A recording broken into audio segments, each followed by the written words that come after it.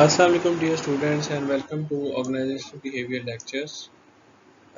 From today we are going to start the second phase of our organizational behavior, the second level of analysis, that is groups. How groups and teams influence the behavior of people within the organizations, how groups and teams are formed, what are their advantages and disadvantages, what are their dynamics. All these things will be discussed in this particular uh, the second part of this course. जिस तरह किसी individual की काम की अहमियत होती है एक ऑर्गेनाइजेशन में, इसी तरह ग्रुप वर्क को भी बहुत ज़्यादा इंपॉर्टेंस हासिल है। बहुत सारे टास्क ऐसे होते हैं ऑर्गेनाइजेशंस में जो with in a group complete होते हैं, प्लस ऑटोमेटिकली कुछ इस किस्म के ग्रुप्स का हम पार्ट बन जाते हैं जो हमारी वर्किंग के ऊपर, हमारी परफॉर्मेंस के ऊपर बहुत गहरा इम्पैक्ट डालते हैं। न सिर्फ ऑर्गेनाइजेशंस, हमारी ओवरऑल लाइफ में भी ग्रुप्स की बहुत ज़्यादा अहमियत हासिल है। We are always a part of a group. ठीक है, चाहे हमारा वो ग्रुप फैमिली का ग्रुप हो, चाहे वो हमारे फ्रेंड्स का ग्रुप हो, चाहे वो हमारी एक्सटेंडेड फैमिलीज का ग्रुप हो। ठीक है, वी आर पार्ट। कुछ कुछ ग्रुप्स बनते हैं आउट ऑफ योर इंटरेस्ट।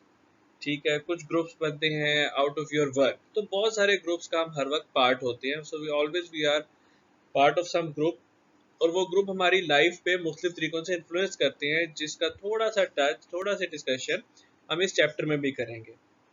आल तो साइकोलॉजी के पर्सपेक्टिव से देखा जाए तो सोशल साइकोलॉजी एक बहुत इम्पॉर्टेंट ब्रांच है साइकोलॉजी की, जिसमें ग्रुप्स को बहुत ज़्यादा डिटेल में डिस्कस किया जाता है। क्योंकि आप आगे चल के देखेंगे कि एक ग्रुप का आपके ऊपर बहुत गहरा इन्फ्लुएंस होता है। ठीक है, और समटाइम्स ऐसा होता है कि आपकी जो पर्सनैलिटी है, आपके जो एटीट्यूड्स हैं, जिस तरीके से वो आपकी बिहेवियर्स के ऊपर इम्पैक्ट करते हैं, आप अपनी पर्सनैलिटी से डिफरेंट होके भी एक डिफरेंट तरीके से भी बिहेव करते हैं, just because of the influence of a group. So how can we define a group? Generally speaking, a group consists of two or more individuals who are interacting with each other and who are interdependent. एक दूसरे के ऊपर वो depend कर रहे होते हैं to some extent, and they have come together to achieve some particular objectives. ठीक है, ज़्यादातर जब ऑब्जेक्टिव्स की बात होती है तो वो वर्क ग्रुप्स होते हैं, लेकिन कोई ना कोई कॉमन ऑब्जेक्टिव्स होता है किसी भी एक ग्रुप का, या कोई ना कोई कॉमन इंटरेस्ट होते हैं किसी भी ग्रुप के, जिसकी वजह से वो लोग इकट्ठे होते हैं। Groups can either B formal और इनफॉर्मल। ठीक है, फॉर्मल का मतलब ये है कि एक बड़े किसी वजह से बनाए गए हैं। A formal group is defined by some organisation structure with some designated work assignments and some established tasks. Formal groups में जो टीम मेंबर्स या ग्रुप मेंबर्स का जो बिहेवियर होता है, उसका ज़्यादा फोकस होता है वो गोल्स जो उनको दिए जाते हैं। ठीक है, वो ग्रुप्स चूंकि बनाए गए होते हैं अथॉरिटी की तरफ से, उनमें एक बाकायदा स्ट्रक्चर एग्जिस्ट कर रहा होता है। सो उनके वो ज़्यादातर काम कर रहे होते हैं किसी एक पर्टिकुलर गोल को अचीव करने के लिए।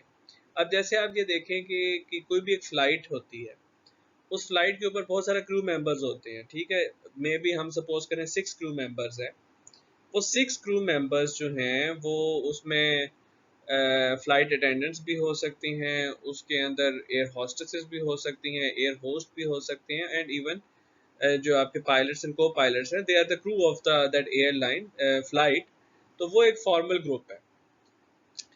अच्छा, उससे कंट्रास्ट में there is an informal group.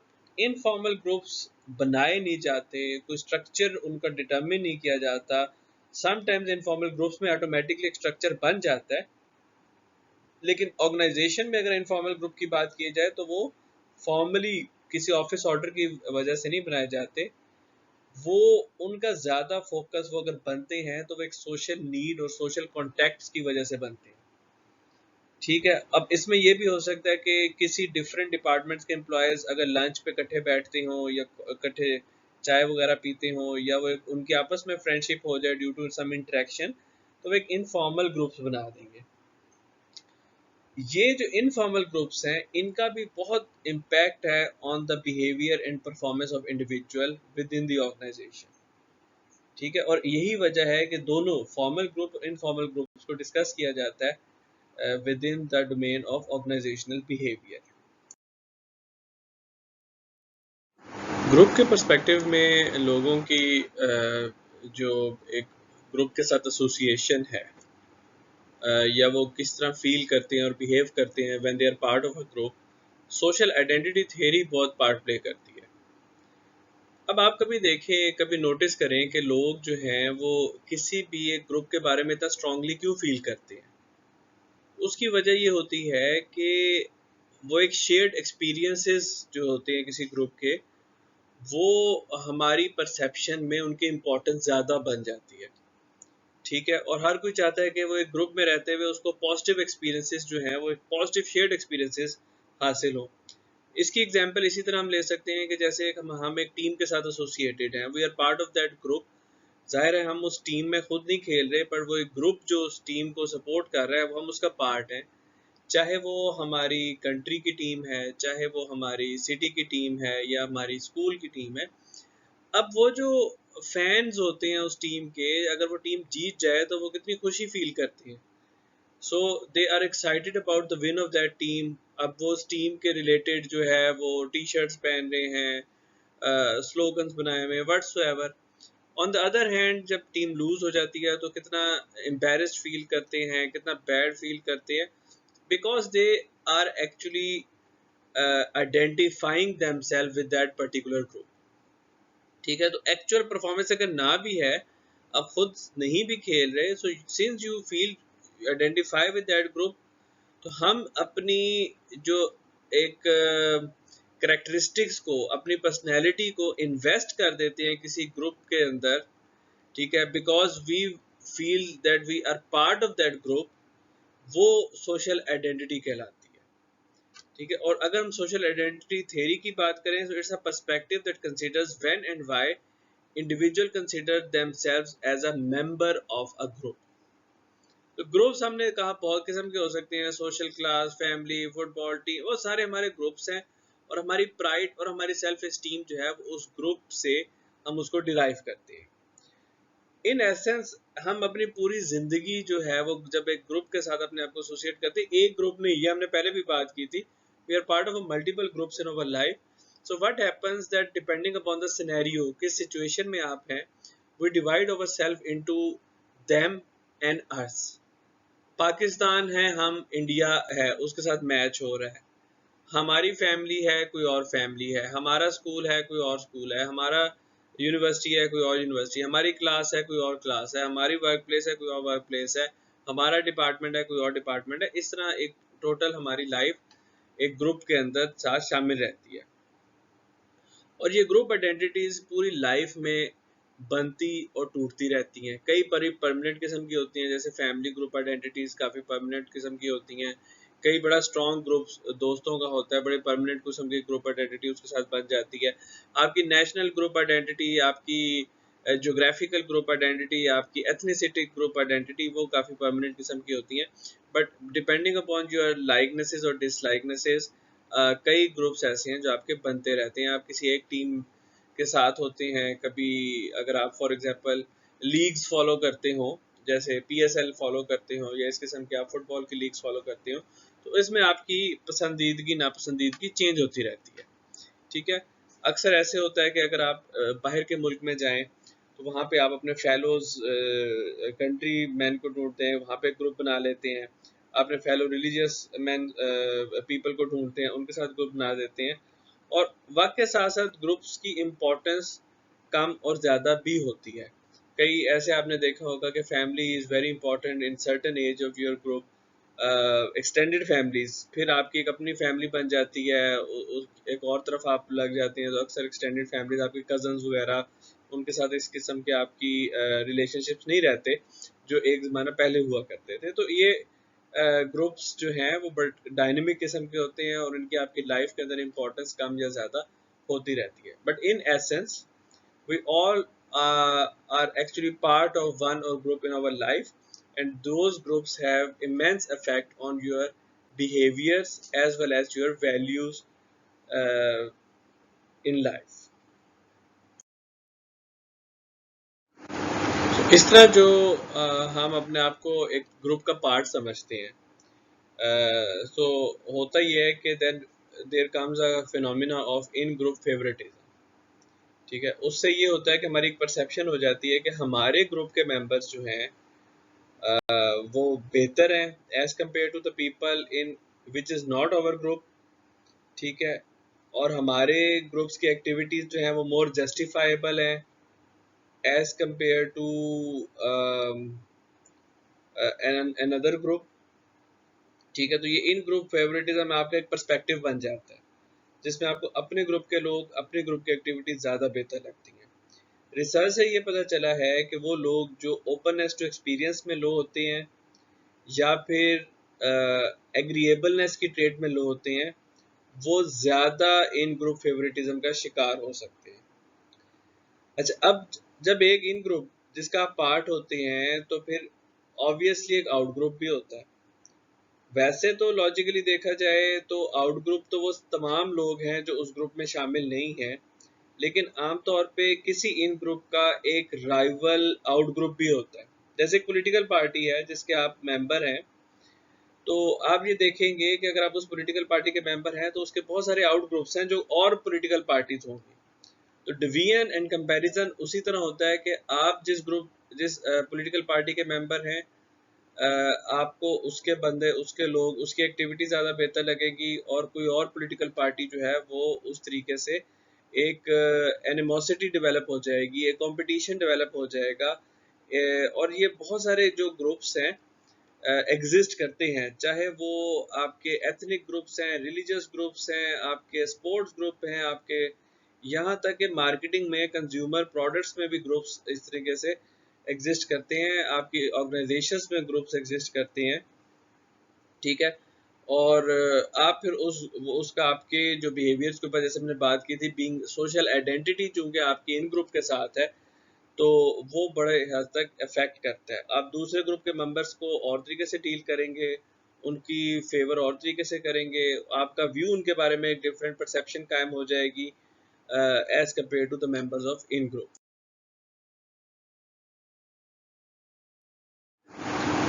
अगर ऑर्गेनाइजेशंस की बात की जाए तो आमतौर से हमने शुरू में कहा था कि फॉर्मल ग्रुप्स होते हैं और इनफॉर्मल ग्रुप्स होते हैं। फॉर्मल ग्रुप्स की कुछ टाइप्स जिस तरीके से हम यहाँ पे डिस्कस करेंगे कि कमांड ग्रुप्स हो सकते हैं। कमांड ग्रुप्स ऐसे ग्रुप्स हैं जिनमें एक मैनेजर है और बाकी सारे उसके मातहत हैं, और वो मातहत जो हैं वो उस मैनेजर को रिपोर्ट करते हैं, उस मैनेजर से गाइडलाइंस लेते हैं, ऑर्डर्स लेते हैं, और आमतौर पे वो मातहत जो हैं वो एक दूसरे की लेवल पे होते हैं। आल्दो मल्टीपल लेवल्स या मल्टीपल हायरार्कीज भी एग्जिस्ट कर सकती हैं, लेकिन कमांड ग्रुप का बेसिक मकसद ये होता है कि उसका एक बॉस या मैनेजर है जो उस ग्रुप को कंट्रोल कर रहा है। फॉर्मल ग्रुप्स में एक और कन्फिग्रेशन जो आमतौर पे ऑर्गेनाइजेशंस में पाई जाती है, that is task groups. Task groups आमतौर पर उनमें हायरार्किकल बाउंड्रीज नहीं होती, लेकिन उनमें मल्टीपल डिपार्टमेंट्स के लोगों को आपस में जमा करके या मल्टीपल एक्सपर्ट्स को आपस में जमा करके ग्रुप्स बनाए जाते हैं, जिनका मकसद होता है कि वो कोई टास्क या जॉब जो उनको दी जाए उसको कंप्लीट करें, और उसके बाद आमतौर पे सम टाइम वो टास्क ग्रुप्स जो हैं वो डिसबैंड हो जाते हैं। ठीक है, ये टास्क ग्रुप जैसे आपने देखा होगा कि जब कोई सानिया हो जाए मुल्क में, तो गवर्नमेंट या जुडिशरी कम एक टास्क फोर्स बना देती है कि आप इसका इन्वेस्टिगेशन करें। ठीक है, तो वो टास्क फोर्स मल्टीपल डिपार्टमेंट्स के लोग आपस में जमा होकर उनकी बनाई जाती है, और वो फिर इन्वेस्टिगेशन करते हैं और फिर उसके बाद अपने कोई ना कोई रिजल्ट्स देते हैं, और जब उसका फंक्शन खत्म हो जाता है तो वो टास्क ग्रुप जो है वो डिसबैंड हो जाते हैं, यानी खत्म हो जाते हैं। इनफॉर्मल ग्रुप्स भी ऑर्गेनाइजेशंस में एग्जिस्ट करते हैं बहुत हद तक, और उनका बहुत इम्पैक्ट होता है ना सिर्फ ऑर्गेनाइजेशंस पॉलिटिक्स पे बल्कि किसी भी इंडिविजुअल के बिहेवियर पे।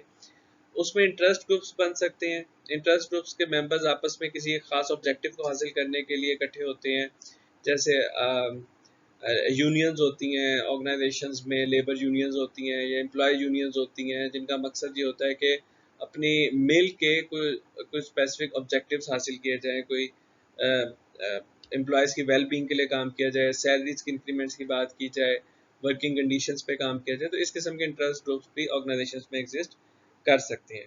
उससे हट के फ्रेंडशिप ग्रुप्स होते हैं जिनमें आमतौर पे लोग एक सोशल नेटवर्क क्रिएट करते हैं, एक दूसरे से मिलते जुलते हैं, अपना एक नेटवर्क बनाते हैं विच is not actually under the hierarchy of the organizations or under any particular manager.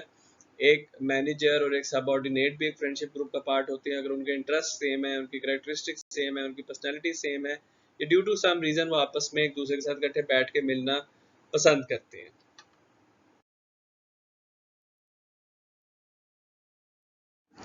लोग किसी ग्रुप का पार्ट बनना क्यों पसंद करते हैं या एक किसी ग्रुप को क्यों ज्वाइन करते हैं?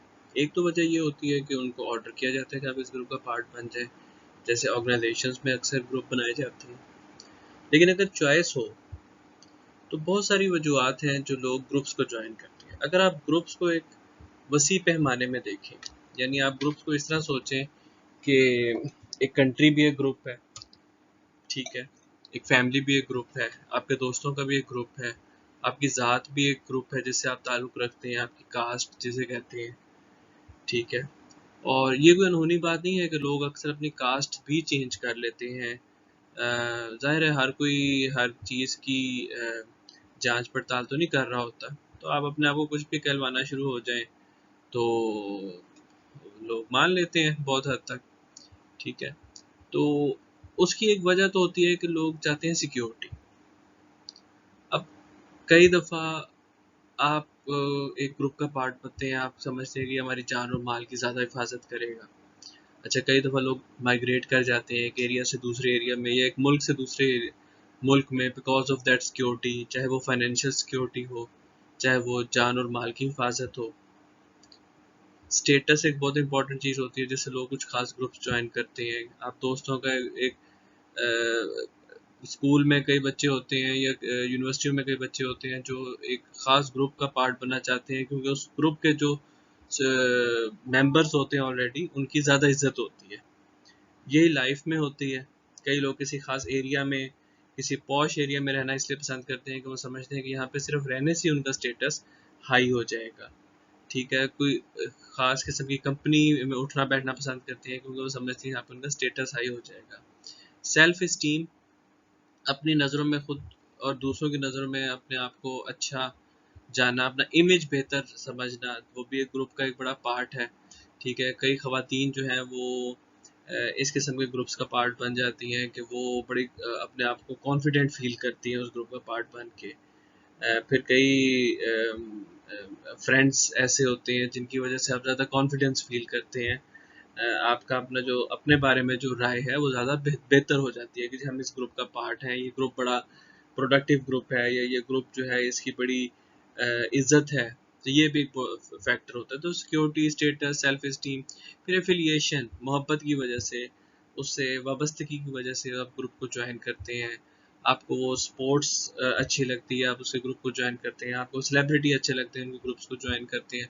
आपको कुछ लोग वैसे अच्छे लग जाते हैं, उनकी वजह से आप उन ग्रुप्स को ज्वाइन करते हैं। पावर हासिल करने के लिए पॉलिटिक्स में, पॉलिटिकल ग्रुप्स में लोग इसलिए अब पावर की वजह से ग्रुप्स चेंज कर लेते हैं। जो ज़्यादा पावरफुल होता है उसमें चले जाते हैं। कई ग्रुप्स होते हैं उनका इन्फ्लुएंस बहुत ज़्यादा होता है। कई ऐसे अदारे होते हैं गवर्नमेंट के हों या प्राइवेट हों जिनका इन्फ्लुएंस ज़्यादा होता है, लोग उनको ज्वाइन करते हैं to gain more power. Goal achievement, obviously कई दफ़ा ग्रुप्स बनाने पड़ते हैं और ग्रुप्स में शामिल होना पड़ता है क्योंकि अकेले आप वो काम नहीं कर सकते जो ग्रुप्स में कर सकते हैं।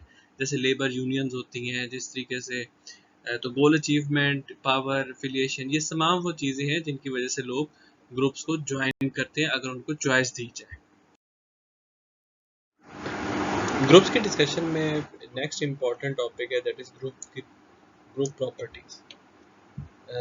ग्रुप की जो परफॉर्मेंस होती है, यानी ग्रुप का जो ऑब्जेक्टिव्स होते हैं उसको अचीव करने की जो प्रोबेबिलिटी होती है वो डिपेंड करती है ग्रुप की कुछ प्रॉपर्टीज़ पे, ठीक है। एक तो ग्रुप के मेंबर्स के रोल्स, दूसरा फिर ग्रुप के नॉर्म्स, फिर ग्रुप का स्टेटस, फिर साइज ऑफ द ग्रुप का बड़ा इम्पैक्ट होता है ग्रुप के परफॉर्मेंस पे, और ग्रुप आपस में मेंबर्स कितने कोहेसिव हैं। सो वन बाय वन हम ग्रुप की इन प्रॉपर्टीज़ को डिस्कस करते हैं।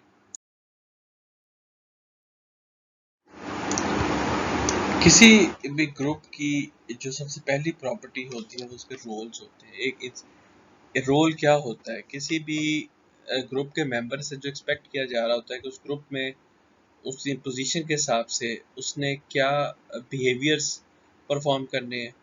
ठीक है, so we can define a role as a set of expected behaviour patterns attributed to someone occupying a given position in a social unit. अब जैसे Shakespeare ने कहा था कि all the worlds are stage and all the men and women are merely the players. तो हर कोई इस लाइफ में ना अपने रोल्स परफॉर्म कर रहा है, क्योंकि हम मल्टीपल ग्रुप्स के मेंबर्स होते हैं तो हम मल्टीपल किस्म के रोल्स परफॉर्म कर रहे होते हैं। और एक ही ग्रुप में भी आप मल्टीपल रोल्स परफॉर्म कर सकते हैं। फॉर एग्जांपल अपने फैमिली ग्रुप में you can be a son or a daughter, you can be a brother or a sister, and you can be uh, you yourself can be a father or a mother। ठीक है, तो multiple roles इसी तरह organisations में आप multiple roles perform कर रहे होते हैं, और हर रोल से कुछ ना कुछ एक्सपेक्टेड बिहेवियर पैटर्न्स होते हैं जो दूसरे रोल से डिफरेंट होते हैं।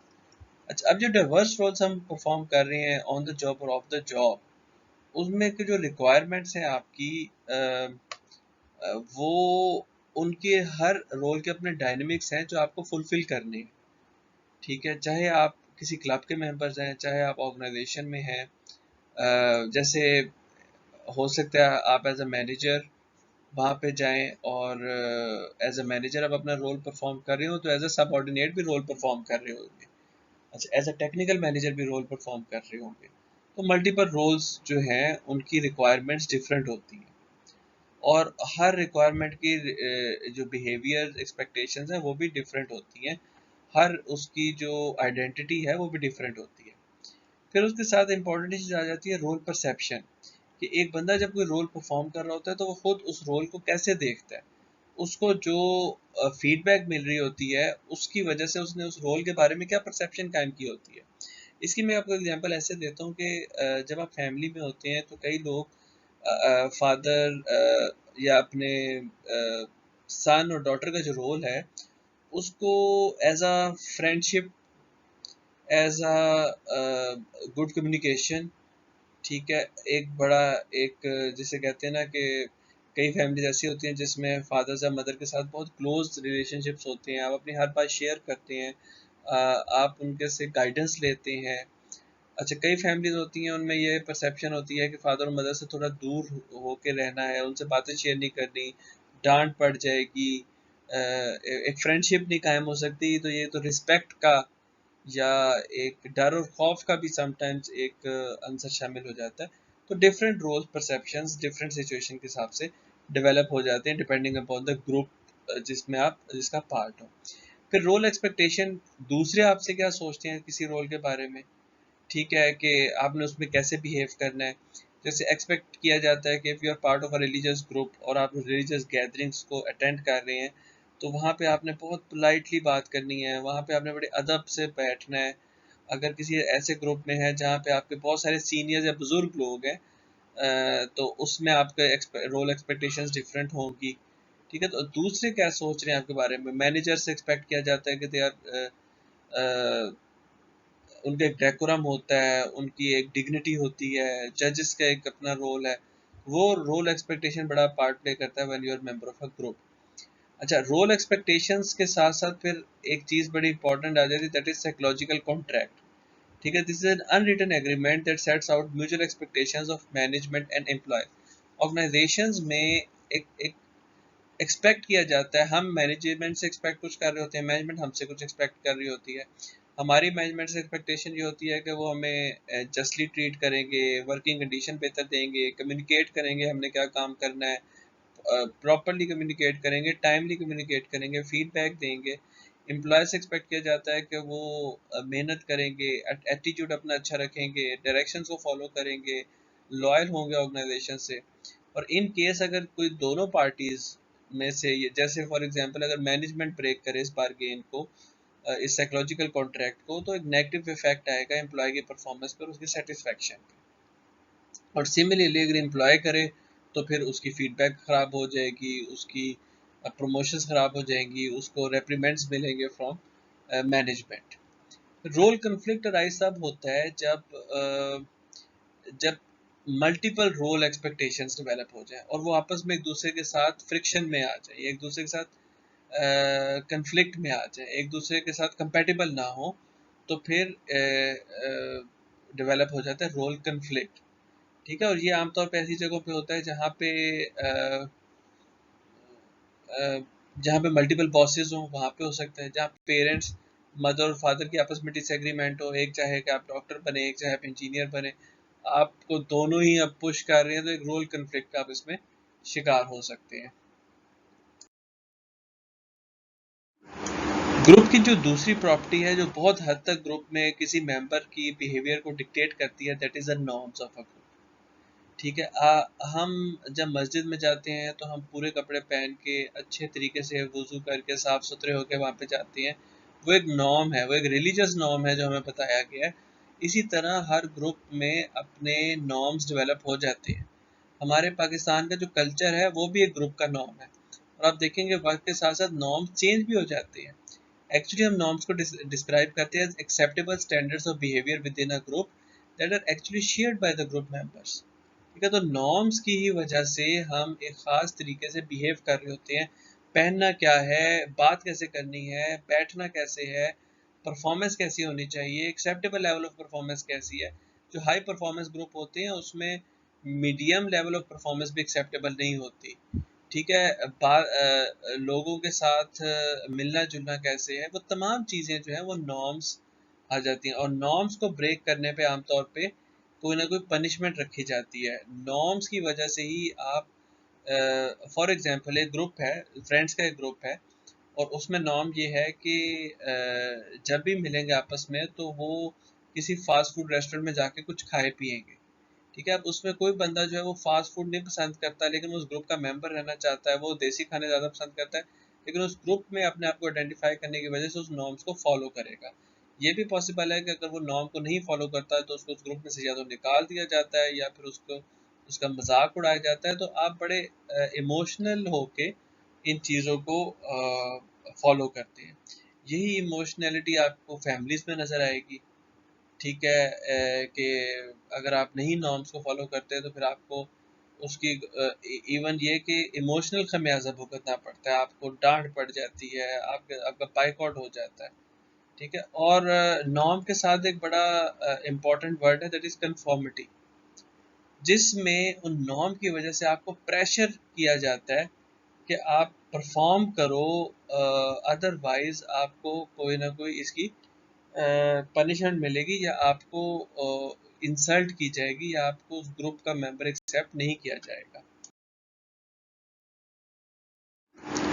जब डर होता है कि हम अगर नहीं नॉर्म्स को एक्सेप्ट करेंगे, उसको कंफर्म नहीं करेंगे, तो हमें उसकी कोई ना कोई पनिशमेंट की दी जाएगी, तो फिर कंसेप्ट आ जाता है कंफर्मिटी का।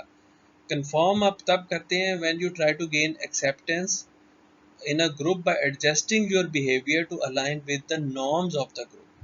आप उस ग्रुप का चूंकि मेंबर रहना चाहते हैं, तो आप फिर क्या करते हैं कि उस ग्रुप के नॉर्म्स, स्टैंडर्ड, जो एक्सेप्टेबल बिहेवियर्स हैं उनके साथ कंफर्म करते हैं, उनके साथ अलाइन हो जाते हैं। इवन यहाँ तक देखा गया है कि लोग अपनी ज़बान ख़राब कर लेते हैं, लोग अपना ऑनेस्टी को ख़राब कर लेते हैं, लोग अपना पूरा का पूरा पैटर्न ऑफ लिविंग चेंज कर लेते हैं just to become part of that group, just to feel that group, उसके कंफर्म होने के लिए।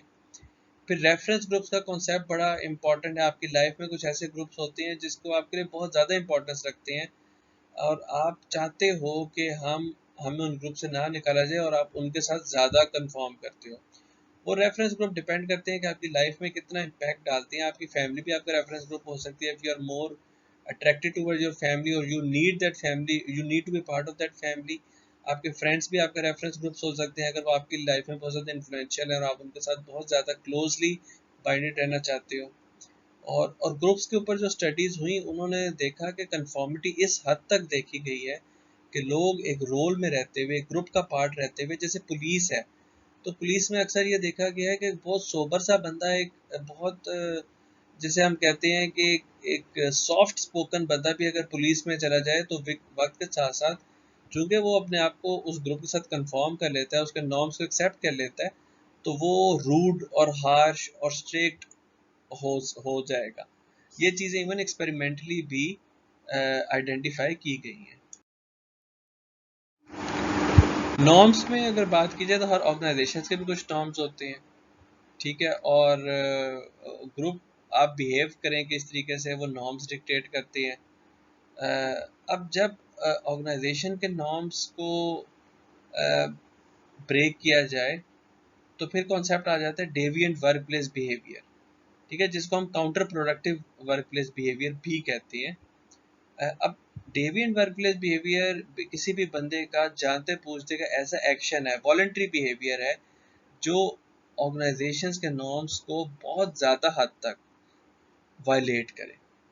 और वायलेट करने का फिर क्या होगा कि उस ऑर्गेनाइजेशन की वेलबींग, उसकी सेहत, उसकी लोगों की ज़हनी सेहत, उस पर नुकसान पहुंच सकता है, उसको माली नुकसान पहुंच सकता है, और ये एक बड़ा डिस्करेजिंग एक्ट होता है, ठीक है। और चूंकि वॉलेंट्रीली आप उसको डेविएट कर रहे हैं तो इस वजह से आपको उस पर ज़्यादा पनिशमेंट मिलने का अंदेशा होता है, ठीक है। अब इसमें बहुत सारी कैटेगरीज हैं, जैसे प्रोडक्शन है, तो आप जल्दी से चले गए हैं काम को छोड़ के, या काम इंटेंशनली काम को स्लो कर रहे हैं, या रिसोर्सेज को बहुत ज़्यादा ज़ाया कर रहे हैं। प्रॉपर्टी है तो आप उसको प्रॉपर्टी को ख़राब कर रहे हैं, वेंडलिज्म कर रहे हैं, ठीक है, और स्टील कर रहे हैं, अपने काम के टाइम के बारे में झूठ बोल रहे हैं। पॉलिटिकल है तो आप दूसरों को फेवर दे रहे हैं, अनड्यू फेवर दे रहे हैं, बायस्ड फेवर दे रहे हैं, गॉसिपिंग कर रहे हैं, र्यूमर स्प्रेड कर रहे हैं, वर्कर्स को ब्लेम कर रहे हैं। इवन यहाँ तक देखा है कि अगर पर्सनल एग्रेशन के कैटेगरी में आ जाए तो सेक्सुअल हरासमेंट, वर्बल अब्यूज़, या को वर्कर से चोरी करना, ये तमाम डेविएंट वर्क प्लेसेस की एग्जाम्पल्स हैं। डेविएंट वर्क प्लेस बिहेवियर के बारे में ये भी देखा गया है कि ज़रूरी नहीं कि एज एन इंडिविजुअल आप उसको परफॉर्म कर लें। समटाइम्स आप किसी ऐसे ग्रुप का पार्ट बन जाते हैं जो मिलजुल के ये काम कर रही है, जैसे लड़कों के गैंग्स होते हैं जो मुजरिमाना हरकतों में मुलविस होते हैं, या मुजरिमाना हरकतों में ना भी हो तो दूसरों को तंग करना उनका एक पेशा होता है। और समटाइम्स आप जानते बूझते या फिर किसी वजह से अट्रैक्ट होकर आप उस ग्रुप का पार्ट बन जाते हैं, आपको लगता है बड़ा हीरो किस्म का ग्रुप है। हमारा मॉडर्न कल्चर भी बहुत कभी कभी उनको हाईलाइट कर देता है, उनको हीरो बन के सामने ले आते हैं, हमारी मूवीज़ भी ऐसे कर लेती हैं, तो आप इम्प्रेस होकर उसका पार्ट बन जाते हैं और फिर आप भी वही बिहेवियर स्टार्ट कर देते हैं। ऑर्गेनाइजेशन में भी sometimes you can be part of a group जो सारी नेगेटिव एक्टिविटीज़ कर रहा है, उनके इन्फ्लुएंस में अंडर में आके, जिस तरह आप देखा गया ग्रुप इन्फ्लुएंस की वजह से अपने फ्रेंड्स के ग्रुप्स के इन्फ्लुएंस की वजह से लोग स्मोकिंग स्टार्ट कर देते हैं। इसी तरह उनके इन्फ्लुएंस की वजह से आप ऑर्गेनाइजेशन में डेविएंट बिहेवियर जो है वो शो कर सकते हैं, क्योंकि being part of the group also gives you a false sense of confidence that you won't be caught। तो यहाँ से वो कॉन्सेप्ट भी आता है जो मॉब्स में देखते हैं कि लोग किसी मॉब का पार्ट बन के हमला कर देते हैं, प्रॉपर्टीज खराब कर देते हैं, टायर जला देते हैं, ये वो तमाम चीज़ें बिकॉज वो इंडिविजुअल लेवल पे शायद कभी भी ना कर सकें, लेकिन चूंकि वो ग्रुप का पार्ट होते हैं तो फिर वो इस हद तक गुजर जाते हैं जो डेविएंट वर्कप्लेस बिहेवियर क्या क्रिमिनल बिहेवियर के जुमरे में भी आ सकता है। ऑन द अदर हैंड सिर्फ डेविएंट बिहेवियर इन नॉर्म्स जो है वो पॉजिटिव बिहेवियर्स में भी पार्ट प्ले करते हैं, ठीक है। हर ऑर्गेनाइजेशन के कुछ पॉजिटिव नॉर्म्स होते हैं, लोग उनको उनके साथ अपने आप को अलाइन कर लेते हैं, जैसे ऑर्गेनाइजेशन सोशल रिस्पॉन्सिबिलिटी पे चलती हैं, और ऑर्गेनाइजेशन जो है वो एक भाईचारे की फ़िज़ा पे चलती हैं, ऑर्गेनाइजेशंस जो हैं वो एक इक्विटी की इक्विटी को साथ लेके चलती हैं। तो उसकी वजह से क्या होता है कि आप पॉजिटिव एक एक्ट भी कर लेते हैं। दूसरा ये कि नॉर्म्स का कल्चर के साथ भी बड़ा गहरा ताल्लुक है, ठीक है। जो लोग कलेक्टिविस्टिक कल्चर में रहते हैं उनके नॉर्म्स डिफरेंट होते हैं, जो इंडिविजुअलिस्टिक कल्चर्स में रहते हैं उनके नॉर्म्स डिफरेंट होते हैं, ठीक है, उनसे और तरीके से एक्सपेक्ट किया जाता है। और इसलिए हमेशा नॉर्म्स को कल्चरल इन्फ्लुएंस में सामने रख के देखना चाहिए। जो ग्रुप की तीसरी प्रॉपर्टी है दैट इज स्टेटस, ठीक है। स्टेटस क्या होता है कि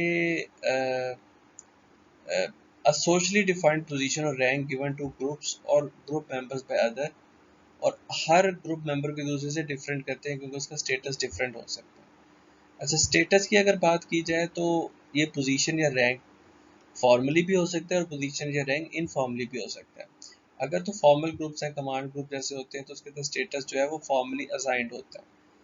अच्छा, जो इनफॉर्मल ग्रुप है उनमें भी स्टेटस का बहुत ज़्यादा इम्पैक्ट है, और इसीलिए स्टेटस करेक्टरिस्टिक्स थ्योरी जो है वो सामने पेश की। उसमें वो उस थ्योरी के मुताबिक स्टेटस जो है वो 3 सोर्सेज से आता है।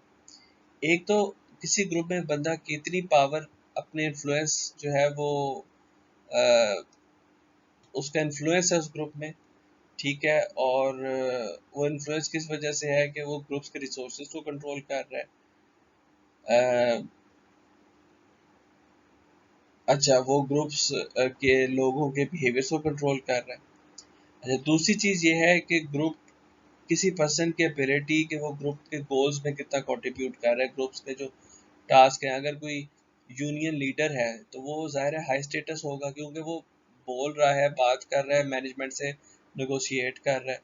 जैसे फैमिली ग्रुप्स हैं तो फादर्स हैं, वो उनका स्टेटस हाई इसलिए होता है कि एक तो उनके पास पावर ज़्यादा होती है, फाइनेंशियल रिसोर्सेज ज़्यादा होती हैं, वो कंट्रीब्यूट ज़्यादा कर रहे होते हैं।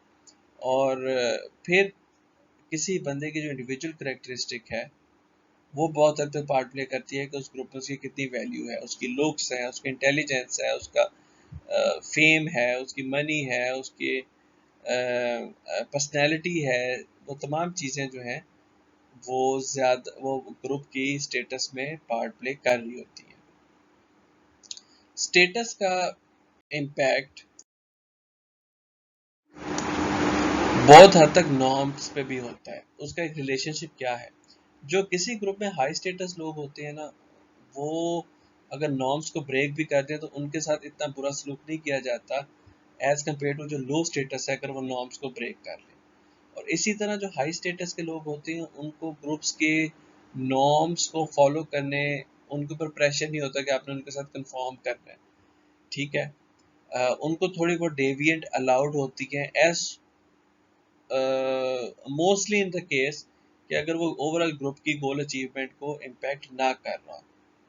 अच्छा, फिर जो हाई स्टेटस मेंबर्स होते हैं वो ज़्यादा हुक्म चलाते हैं, असर्टिव होते हैं, वो ज़्यादा जो है वो अपनी बात मनवाते हैं, ठीक है। और किसी भी ग्रुप में जितने ज़्यादा स्टेटस डिफरेंसेस एग्जिस्ट करें, उतने ही उस ग्रुप में जो क्रिएटिविटी, आइडियाज़ की जनरेशन वो कम होती जाती है। और जितनी ही ग्रुप में इक्विटी ज़्यादा हो, ठीक है, उतने ही ग्रुप में ज़्यादा चांसेस हैं कि इंटरेक्शन बेहतर हो, लोग आइडियाज़ शेयर करें और अपनी परफॉर्मेंस को बेटर करते जाएं। अगर स्टेटस एक ग्रुप में लोग जो हैं वो ज़्यादा देर स्टेटस में रहते हैं, ठीक है, तो फिर क्या होता है कि ओवरऑल ग्रुप की परफॉर्मेंस लो होनी शुरू हो जाती है। लोग सिर्फ उन लोगों को फॉलो करने की कोशिश करते हैं, उनको खुश करने की कोशिश करते हैं, और ओरिजिनल जो है ग्रुप की परफॉर्मेंस का जो गोल है वो पीछे रह जाता है। ग्रुप के साइज का ग्रुप के बिहेवियर के ऊपर काफ़ी इम्पैक्ट होता है, ठीक है। सबसे पहले तो ये देखना चाहिए कि ग्रुप का साइज कौन सा ऑप्टिमल साइज है। देखा गया है कि अगर ग्रुप जो है वो उसके मेंबर्स जो हैं वो 12 या उससे ज़्यादा हों तो उसको रिलेटिवली लार्ज ग्रुप कह सकते हैं, और अगर उसके मेंबर्स जो हैं वो 7 या उससे कम हो तो हम उसको स्मॉल ग्रुप कह सकते हैं। अच्छा, अब लार्ज हो या स्मॉल ग्रुप हो, उसकी जो प्रॉपर्टीज़ हैं वो ये कि अगर तो आपने स्पीडी काम करना है तो स्मॉल ग्रुप ठीक है ज़्यादा, इंडिविजुअल परफॉर्मेंस की ज़्यादा इंपॉर्टेंट है तो स्मॉल ग्रुप ज़्यादा बेहतर है। प्रॉब्लम सॉल्विंग के लिए या कोई कॉम्प्लेक्स प्रॉब्लम्स आ जाएँ तो लार्ज ग्रुप्स अपना पार्ट प्ले करते हैं। ज़्यादा डाइवर्स किस्म की डाइवर्सिटी रिक्वायर्ड है और इनपुट चाहिए बहुत सारी डिफरेंट किस्म के लोगों से, तो फिर लार्ज ग्रुप ही होता है। अगर फैक्ट्स को फाइंड करने हैं और काफ़ी वसी पैमाने पे फैक्ट्स को फाइंड करने हैं तो फिर लार्ज ग्रुप की अहमियत है। और ओवरऑल देखा गया है कि small groups are better performer as compare to the large groups. Groups का साइज जैसे जैसे बड़ा होता जाता है उसके अंदर प्रॉब्लम्स और इश्यूज आती जाती हैं। जैसे एक प्रॉब्लम है जो बड़ी मशहूर है, that is social laughing. Social laughing का मतलब ये होता है कि आप ग्रुप में काम थोड़ा करते हैं एज कम्पेयर टू जब आप इंडिविजुअली काम कर रहे होते हैं, तो फिर आप ज़्यादा एफर्ट पुट कर रहे होते हैं। ठीक है। और उसमें ये होता रहता है कि जैसे जैसे ग्रुप का साइज बड़ा होता जाता है, लोग कहते हैं कि यार कोई और काम कर लेगा, अपनी जो उनके ऊपर जो क्या कहते हैं, उन्हें जो ग्रुप में टास्क दिए जाते हैं या ग्रुप में उनको जो उनके लिए जो काम होता है वो उसमें कम एफर्ट फिर पुट करते हैं। ठीक है। तो ये रिंगलमैन्स रोप पुल का जो कंसेप्ट है कि greater level of productivity but with diminishing returns age group size increases. Overall productivity बेशक बढ़ जाती है लेकिन इंडिविजुअल की एफर्ट जो है वो कम हो जाती है। और फिर इसके अंदर फ्री राइडर्स भी आ जाते हैं। फ्री राइडर्स होते हैं जो बिल्कुल ही काम नहीं कर रहे होते लेकिन क्रेडिट सारा ले रहे होते हैं। ठीक है। क्योंकि कोई रिस्पॉन्सिबिलिटी तो एग्जैक्ट उनके ऊपर है नहीं, वो डिफ्यूज हो जाती है क्योंकि चूंकि सबने मिलके काम करना होता है। इसमें ज़रा ज़रूरी ये है कि ग्रुप के अंदर रहते हुए भी मैनेजर्स जो हैं वो इंडिविजुअल अकाउंटेबिलिटी को इंश्योर करें। अगर इवन ग्रुप में भी काम कर रहे हैं तो देखें कि इंडिविजुअल उसमें परफॉर्म कर रहे हैं। सोशल लॉफिंग को मिनिमाइज करें, ग्रुप्स के गोल्स को डिवाइड करें, गोल सेट करने के बाद उनको इंडिविजुअल्स की तरफ लेके जाएं। ठीक है। उसके बाद इंटर ग्रुप कंपटीशन को इंक्रीज करें कि लोग एक दूसरे को देखा देखी काम को ज़्यादा बेहतर करें, उसके लिए कोई रिवॉर्ड्स कर लें, उसके लिए कोई मोटिवेशन स्टेप ले लें जो हमने पहले डिस्कस किए थे। फिर पीयर्स को कहें कि एक दूसरे को देखें यार कि कौन काम कर रहा है कौन काम नहीं कर रहा। और फिर सिर्फ ग्रुप रिवॉर्ड्स नहीं, इंडिविजुअल रिवॉर्ड्स जो हैं वो भी इंट्रोड्यूस कराएं ताकि लोग मोटिवेट भी हों और लोग जो हैं वो पुल भी हों कि उन्होंने काम करना है। Another very important group property is cohesiveness. Cohesiveness का मतलब ये होता है कि ग्रुप मेंबर्स आपस में कितने क्लोजली एक दूसरे की तरफ रिलेट कर रहे हैं, एक दूसरे की तरफ अट्रैक्ट हो रहे हैं और उस ग्रुप में रहने के लिए कितने मोटिवेटेड हैं। किन ग्रुप में हम ज़्यादा कोहेसिव होंगे? ऐसे ग्रुप्स जो हमें पसंद होंगे, जिनमें हम रहना चाहते होंगे। तो वो चाहे फैमिली ग्रुप्स हैं, चाहे ऑर्गेनाइजेशनल ग्रुप्स हैं, चाहे फ्रेंडशिप ग्रुप्स हैं, cohesiveness is an important property of a group. ठीक है। और कोहेसिवनेस की वजह से जो है वो ग्रुप की प्रोडक्टिविटी जो है वो इम्प्रूव हो जाती है। और ये काफ़ी स्टडीज इस चीज़ पे की गई हैं जो ये कहती हैं कि जितनी कोहेसिवनेस ज़्यादा हो उतनी परफॉर्मेंस बेहतर होगी और लोग नॉर्म्स को फॉलो करेंगे, स्पेसिफिकली वो वाले नॉर्म्स जो आउटकम, क्वालिटी, आउटपुट, कॉपरेशंस, इन चीज़ों को ज़्यादा इन्हांस करते हैं। अच्छा, अगर कोहेसिवनेस हाई है लेकिन ग्रुप के परफॉर्मेंस नॉर्म्स लो है, यानी मिलजुल के सब कहते हैं कि हमने कम काम करना है, प्रोडक्टिविटी फिर भी कम होगी। सो कोहेसिवनेस का इम्पैक्ट ज़्यादा बेहतर तब होगा जब परफॉर्मेंस के नॉर्म्स होंगे, यानी एक्सपेक्ट किया जाएगा सबसे कि वो परफॉर्म करें और फिर ग्रुप जो है वो ज़्यादा बेहतर तरीके से परफॉर्म करेगा। कोहेसिवनेस को इम्प्रूव कैसे किया जा सकता है? इसके लिए एक तो स्मॉलर ग्रुप्स बनाने चाहिए। फिर ये कि ग्रुप के गोल्स ऐसे डिज़ाइन करें कि सब उसके ऊपर एग्री कर रहे हों, कन्फ्लिक्ट्स कम से कम हों। जो आपस में टाइम स्पेंड करते हैं ग्रुप मेंबर्स वो ज़्यादा टाइम होगा, उतनी कोहेसिवनेस इंक्रीज होगी। अच्छा, फिर ग्रुप का ओवरऑल स्टेटस भी इम्प्रूव कर दें और उसमें जो रहने की मेंबरशिप कायम रखने की जो डिफ़िकल्टी है ना वो भी थोड़ी सी इंक्रीज कर दें। यानी लोग इतने आराम से ग्रुप को छोड़ के ना जाना चाहें, उन्हें लगे बड़ी मुश्किल से इस ग्रुप में मेंबरशिप मिलती है। फिर दूसरे ग्रुप्स के साथ competition, that is the one of the best way to increase group cohesiveness. क्योंकि आपका टीम वर्क ज़्यादा बेहतर तभी होता है जब आप एक कंपटीशन में आ जाते हैं। एज अ टीम जब आप करते हैं, और टीम्स एक्चुअली जब आगे चल के डिस्कस करेंगे उनका एक बहुत बड़ा फैक्टर उनकी कोहेसिवनेस ही होती है। फिर ग्रुप रिवॉर्ड्स दिए जाएं तो कोहेसिवनेस इंक्रीज हो जाती है। लेकिन अब यहाँ पे आपने जो हमने पिछला फैक्टर डिस्कस किया था कि सोशल लॉफिंग से बचने के लिए या फ्री राइडर से बचने के लिए हमें इंडिविजुअल अकाउंटेबिलिटी भी रखनी है। तो यहाँ पे एक बैलेंस क्रिएट करना है। और ग्रुप जो फिजिकली अगर आपस में एक दूसरे के साथ इकट्ठे हैं लेकिन बाकियों से अलहदा हैं तो उनकी कोहेसिवनेस जो है वो इंक्रीज हो जाएगी। तो यही कहा जाता है कि फैमिली मेम्बर्स जितना टाइम आपस में स्पेंड करते हैं उतने ही वो क्लोज हो जाते हैं, उतने ही वो एक दूसरे के साथ ज़्यादा रिलेट करना शुरू हो जाते हैं। Last topic that we're going to discuss before we move on to the teams is group decision making. Group decision making इसलिए इंपॉर्टेंट होती है कि ऑब्वियसली ऑर्गेनाइजेशन का बहुत ज़्यादा काम जो है वो डिसीजन मेकिंग पे चल रहा होता है। ठीक है। और आपने ये भी देखा होगा कि बहुत सारी ऐसे सिनेरियोज होते हैं जिसमें ग्रुप डिसीजन मेकिंग को प्रेफर किया जाता है, खासतौर पर जैसे लीगल सिस्टम्स हैं जिसमें एक ज्यूरी बना दी जाती है कि वो डिसाइड करे। ठीक है। तो ग्रुप्स, टीम्स या कमेटीज़ जो डिसीजन मेकिंग करती हैं उसका बड़ा इम्पैक्ट होता है, उसमें बहुत सारी उसके प्लस पॉइंट्स होते हैं और कुछ नेगेटिव पॉइंट्स भी होते हैं। अच्छा, अब decision making organisation to organisation vary करती है, लेकिन ग्रुप डिसीजन मेकिंग के जो प्लस पॉइंट्स हैं उसमें एक तो ये है कि जब ग्रुप डिसीजन मेकिंग करता है तो वो ज़्यादा कंप्लीट इंफॉर्मेशन और नॉलेज के साथ करता है। ठीक है, ज़्यादा उसके ऊपर जो डाइवर्सिटी ऑफ व्यूज़ ज़्यादा आ जाती है, क्रिएटिविटी ज़्यादा आ जाती है, क्योंकि ऑब्वियसली ज़्यादा मेंबर्स, हर कोई अपने अपने नॉलेज को लेके आ रहा है, हर कोई अपने अपने पर्सपेक्टिव को लेके आ रहा है। फिर ये कि ग्रुप डिसीजन मेकिंग एक्सेप्टेंस ज़्यादा होती है, क्योंकि ऑब्वियसली उसमें ज़्यादा लोग हैं। यही वजह है कि अदालतों में ज्यूरीज फैसला करती हैं, ख़ासतौर पर वेस्टर्न लीगल सिस्टम्स में, और पार्लियामेंट जो हैं वो लॉज बनाती हैं ताकि वहाँ पे ज़्यादा लोगों की जो पार्टिसिपेशन होती है। ठीक है, और जनरली देखा गया है कि ग्रुप की डिसीजन मेकिंग ज़्यादा एक्यूरेट होती है, लेकिन ज़रूरी नहीं है। यहाँ पे थोड़ा बहुत एक डाउट्स क्रिएट हो सकते हैं, क्योंकि पूरा का पूरा ग्रुप जो है वो गलती भी कर सकता है। वीकनेसेस ये हैं कि ग्रुप जब डिसीजन मेकिंग करता है तो वो टाइम कंज्यूमिंग एक्टिविटीज़ होती है, क्योंकि किसी एक पॉइंट पे पहुंचना अगर ज़्यादा, और अगर लार्ज ग्रुप है तो और मुश्किल हो जाता है, लेकिन अगर ज़्यादा डाइवर्स ग्रुप है या उनके बीच में कन्फ्लिक्ट ज़्यादा है तो फिर मुश्किल हो जाता है।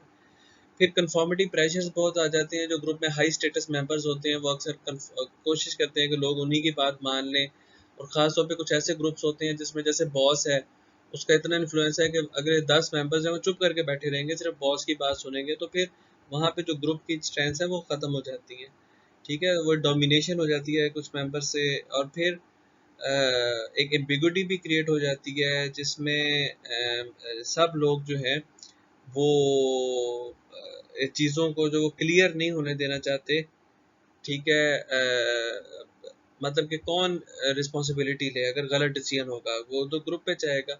अगर इंडिविजुअल डिसीजन मेकिंग है तो ज़ाहिर हम किसी ना किसी को उसका जिम्मेदार तो ठहरा सकते हैं, लेकिन ग्रुप में ये होगा कि एम्बिगुअस होगा कि कौन है इस चीज़ का जिम्मेदार, किसने इस चीज़ का गलत मशवरा दिया था, सारे ग्रुप मेंबर्स ने उसको एक्सेप्ट किया था। इमेजिन अ सिनेरियो जिसमें डिसीजन मेकिंग होनी है ग्रुप में। ठीक है, लेकिन मेजॉरिटी जो है वो एक ख़ास अपनी मर्ज़ी के डिसीजन पे जो आम तौर पे राइज है, जो सब पहले जिस पे चल रहे हैं उसी पे रहना चाहती हैं। ठीक है, अनयूजुअल माइनॉरिटी या अनपॉपुलर व्यूज़ को जो है वो वेलकम नहीं किया जा रहा, तो इस सिचुएशन को कहते हैं ग्रुप थिंक। अब हो सकता है कि माइनॉरिटी भी जो एक ग्रुप में है वो एक अच्छा डिसीजन, एक अच्छा ओपिनियन दे रही हो किसी डिसीजन के लिए, उसका जो सलूशन जो है किसी प्रॉब्लम का अगर प्रेजेंट किया जा रहा है या कोई डिसीजन मेकिंग करनी है, उसका जो व्यू पॉइंट है वो ज़्यादा बेहतर हो, ज़्यादा क्रिएटिव हो, उसका जो एडवर्टीजमेंट का आइडिया है वो ज़्यादा चलने वाला हो, लेकिन जो मेजॉरिटी है वो एक बड़ा ट्रेडिशनल किस्म का व्यू रख रही है, या वो उससे डिफरेंट है, या वो अपने स्टीरियोटाइपिंग की वजह से वो उनको एक्सेप्ट नहीं कर रहे, तो यहाँ पे जो सिचुएशन क्रिएट होती है उस हम सिचुएशन को कहते हैं ग्रुप थिंक। ठीक है, और ग्रुप थिंक में एक्चुअली ये होता है कि अगर कोई कहा जाए ना, जैसे एक एक्सपेरिमेंट किया गया कि लोगों ने कहना शुरू कर दिया कि जी अगर 3 लाइनें लगी हुई हैं ए बी सी, तो उसमें से सी लाइन जो है वो सबसे लंबी है। हालांकि सबको नज़र आ रहा है कि ए लाइन लंबी है, लेकिन जब मेजॉरिटी ने कहना शुरू कर दिया कि सी लाइन सबसे लंबी है, तो फिर सबने कहा कि हाँ जी हमें भी लग रहा है कि सी लाइन सबसे लंबी है। तो ये एक बड़ा प्रॉब्लम क्रिएट हो जाता है ग्रुप डिसीजन मेकिंग में। ठीक है, उसके बाद फिर दूसरा कॉन्सेप्ट आता है ग्रुप शिफ्ट का। ग्रुप शिफ्ट में ये होता है कि ग्रुप के जो डिसीजन मेकिंग है वो या तो बहुत कंजर्वेटिव साइड पे आप चले जाएं कि जी बस इतनी ज़्यादा रिस्क नहीं लेना, या फिर बहुत ज़्यादा रिस्क साइड पे चले जाएं, यानी वो मॉडरेट से हट के ये दोनों साइडों पे एक्सट्रीम साइड्स पे चले जाएं, तो ये होता है ग्रुप शिफ्ट। ठीक है, वो ग्रुप शिफ्ट की बहुत सारी वजूहत होती हैं। इस तरह ये कि जब मेंबर्स आपस में बहुत ज़्यादा कंफर्टेबल हो जाएं तो फिर वो एक्सट्रीम वर्जन्स जो है ना वो उनको एक्सप्रेस करना शुरू कर देते हैं। चूंकि उसकी वजह ये होती है कि अकाउंटेबिलिटी नहीं होती ना, ग्रुप की अकाउंटेबिलिटी है, तो फिर वो एक्सट्रीम पोजीशंस लेना शुरू कर देते हैं, हार्श फैसले। यही आपने देखा होगा जैसे जिरगों के फैसले होते हैं या पंचायतों के फैसले होते हैं, वो बड़े एक्सट्रीम हो जाते हैं समटाइम्स। क्यों? क्योंकि वो कहते हैं कि हमारे पीछे तो ये ग्रुप है, तो उस ग्रुप की वजह से वो बड़े एक्सट्रीम फैसले लेना शुरू हो जाते हैं। तो वो पॉलिटिकल फैसले, सोशल फैसले, ये बहुत सारे इस तरह के डिसीजन जो हैं वो ग्रुप शिफ्ट का शिकार हो जाते हैं। वंस अगेन हर चीज़ के जैसे हम हर टॉपिक के एंड पे देखते आ रहे हैं कि ग्लोबली चीज़ें डिफरेंट होती हैं, इसी तरह ग्रुप में और कल्चर्स में भी हमें देखना पड़ता है कि जो ग्रुप्स की प्रॉपर्टीज़ हैं वो डिफरेंट कल्चर्स में कैसी होती हैं।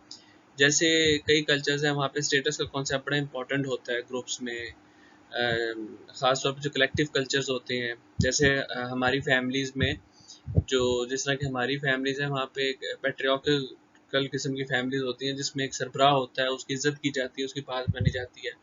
फिर हमारे भी कल्चर में ये देखा गया है कि स्टेटस होता है, मनी की वजह से लोगों के पास कितना पैसा है, या फिर स्टेटस होता है उनकी एक माशरे में उनकी इज़्ज़त पहले से बनी होती है, फैमिली की वजह से स्टेटस होता है, उसकी कास्ट की वजह से भी स्टेटस हो सकता है। तो ये मैनेजर्स को समझना चाहिए कि कौन से ग्रुप्स जो हैं या कौन से कल्चर्स जो हैं वो ग्रुप्स में स्टेटस को कैसे इंपॉर्टेंस देते हैं, और वहाँ पे किसको हमें भी उस तरीके से इंपॉर्टेंस देनी चाहिए। फिर कई ग्रुप्स में सोशल लॉफिंग ज़्यादा होती है, कई कल्चर्स में कम होती है।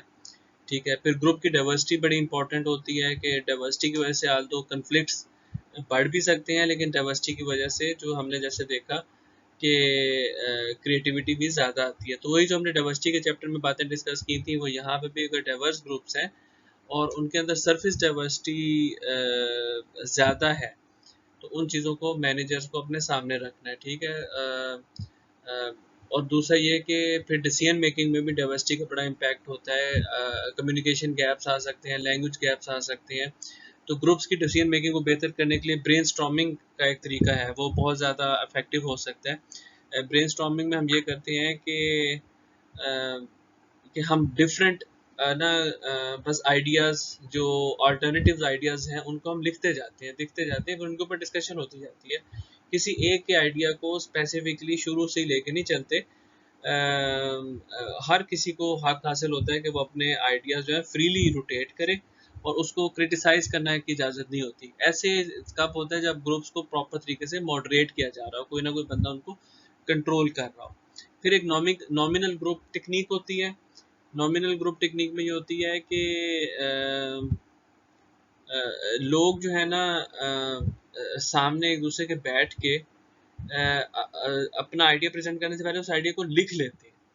ठीक है, और वो अपना अपना आइडिया लिख के ना, इससे क्या होता है कि दूसरे के आइडियाज़ में इन्फ्लुएंस नहीं होते, और फिर जब वो लिख लेते हैं तो फिर तमाम आइडियाज़ जो हैं उनको प्रेजेंट किया जाता है, उनको रिकॉर्ड किया जाता है और फिर उनको डिस्कस किया जाता है।